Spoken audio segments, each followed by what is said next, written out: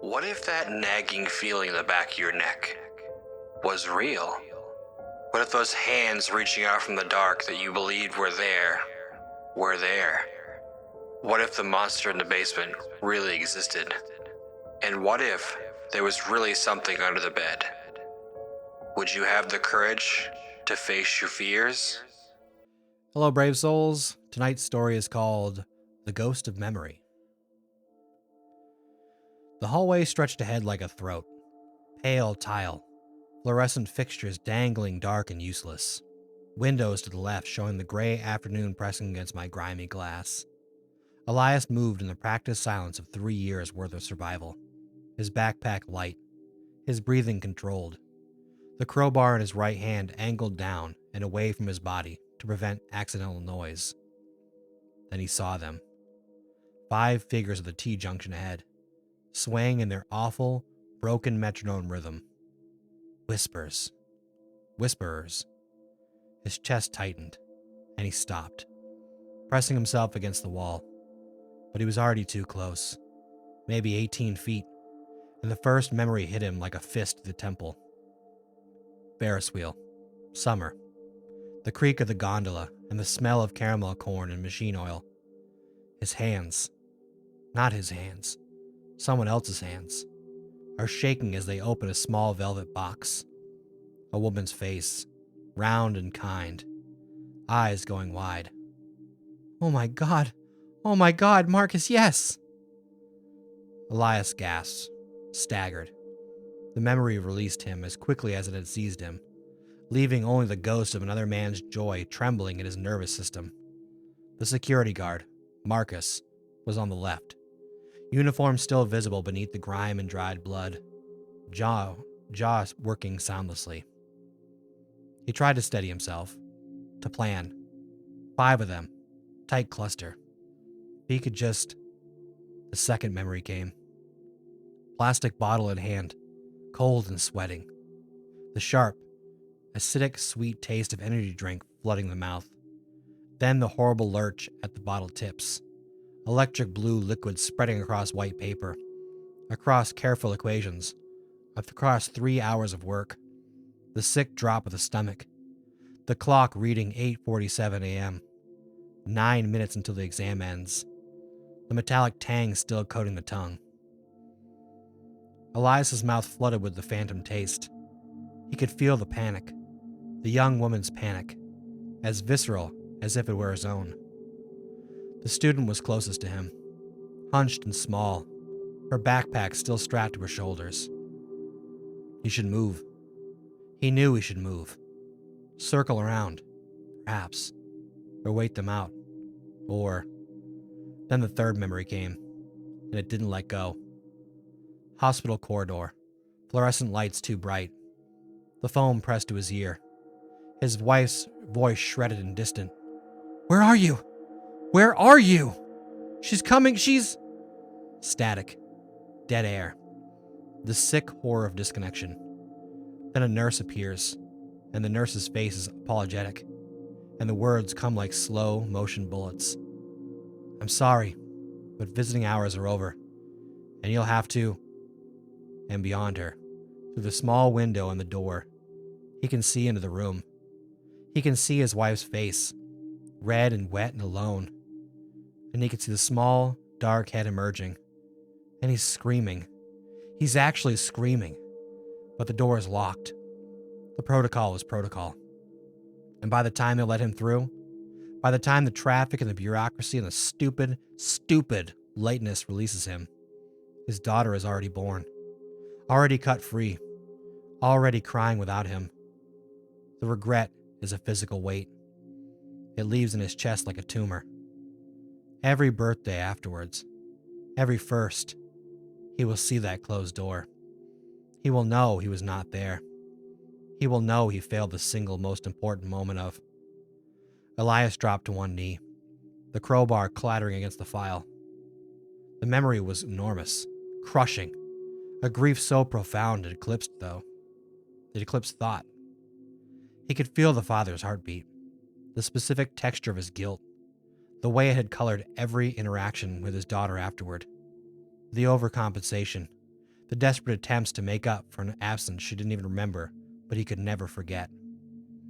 The large zombie at the center, the father, turned slowly toward the sound of the crowbar. His face was slack, one eye milky, but there was something in the angle of his head.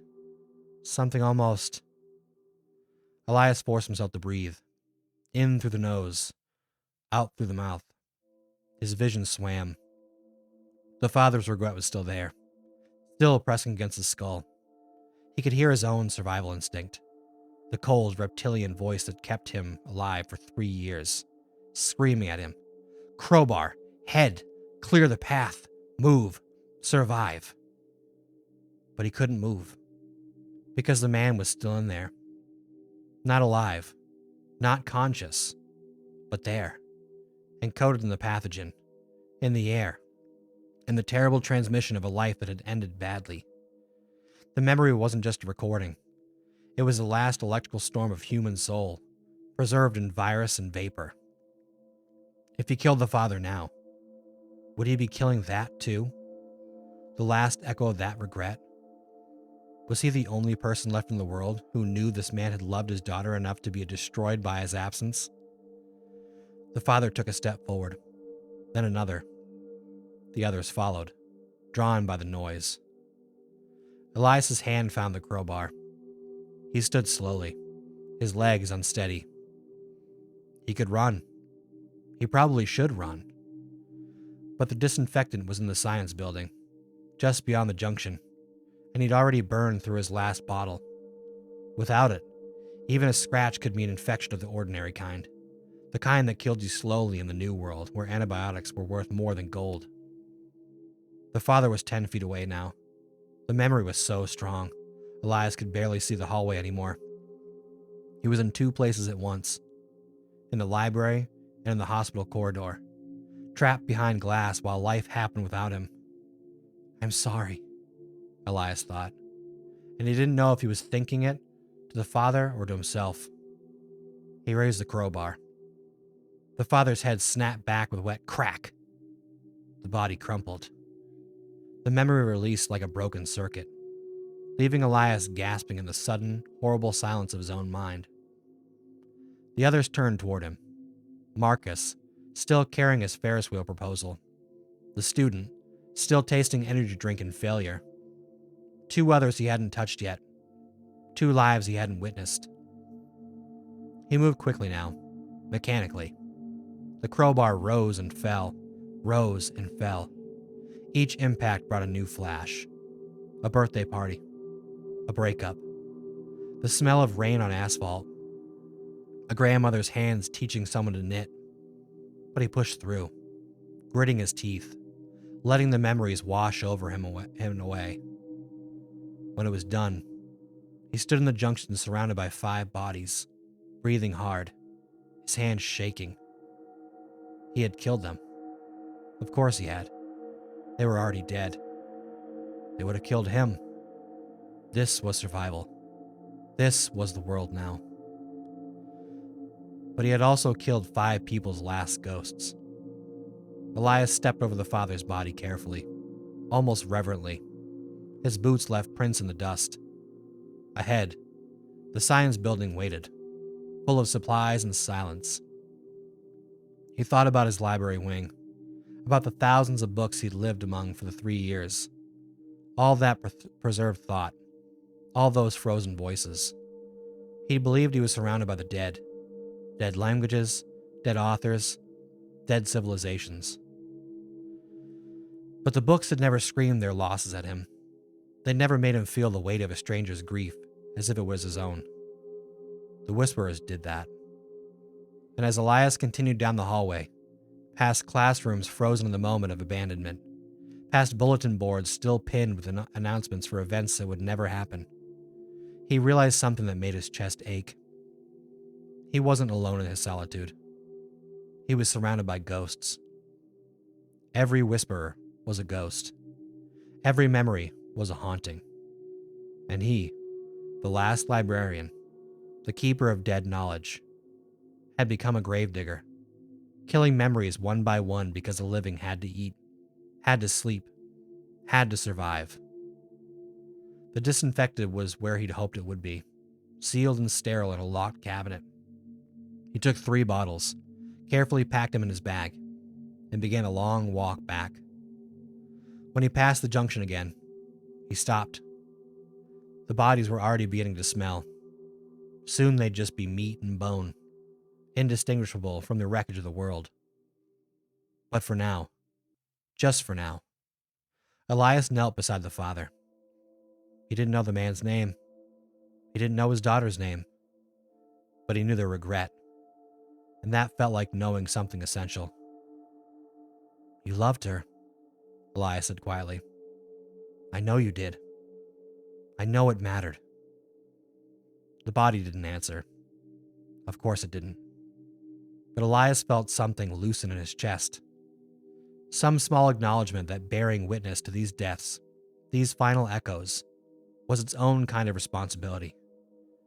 He stood, he walked, he survived. And when he returned to his library wing that night, he did something he hadn't done in 3 years. He found a blank journal in the reference section. He opened it to the first page, and in careful, librarian's handwriting he wrote, "The father missed his daughter's birth. Traffic, hospital, regret. Marcus, security guard, proposed on a Ferris wheel. She said yes. The student spilled her energy drink, failed her exam. 5 entries, 5 lives, 5 ghosts he would remember so they wouldn't be forgotten entirely. It wasn't much. It wasn't survival. It wasn't practical. But it was human." And in the silence of the dead library, surrounded by the preserved thoughts of a lost civilization, Elias began the work of preserving something else. The small, terrible, beautiful memories of people who no longer existed, except in the air that poisoned and their minds that they touched. He would be their librarian too, even if it killed him. Well, I know that was a bit of a shorter one this time around. I liked the idea of, I don't know if I've ever seen zombies where you basically can see a little piece of them when you get close to them. I don't know why it made me think of that weird Kojima game where you got like the little baby in the backpack. I don't know why this story made me think of that, but it did the whole time I was reading it. But I hope you guys enjoyed that story. Come back next time for some more scary stories. And as always, remember to face your fears.